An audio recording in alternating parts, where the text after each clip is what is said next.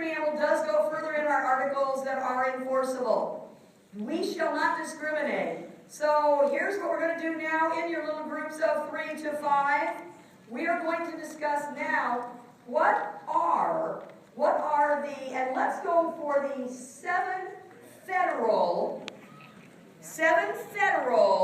protected classes, 7, and the 8 Code of Ethics protected classes.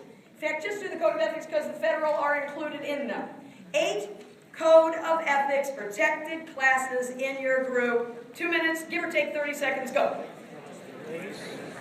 All right, so, gosh, raise your hand if you've got one. Who's got one? Yes, over here. What is it? Disability. Good, disability. Not to be confused with what we used to call disability. What has it been called before? Handicap. And I hope you understand the difference between handicap and disability.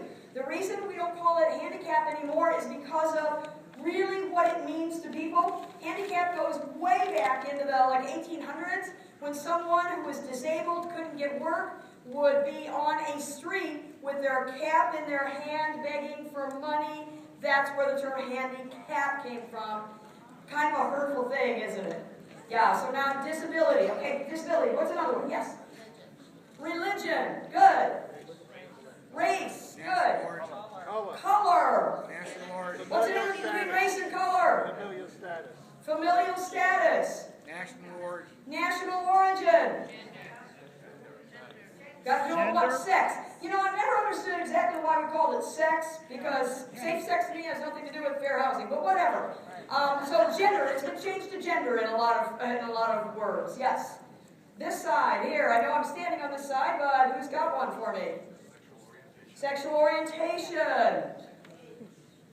Okay, age. Let's reserve age for a moment.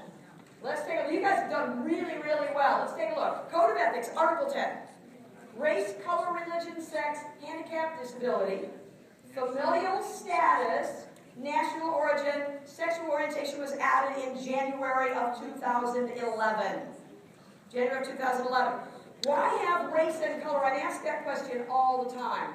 It could be a black Puerto Rican or a white Puerto Rican. It could be a black Puerto Rican or a white Puerto Rican. Very good. Within certain races, too, there's actually discrimination based on the degree of pigment.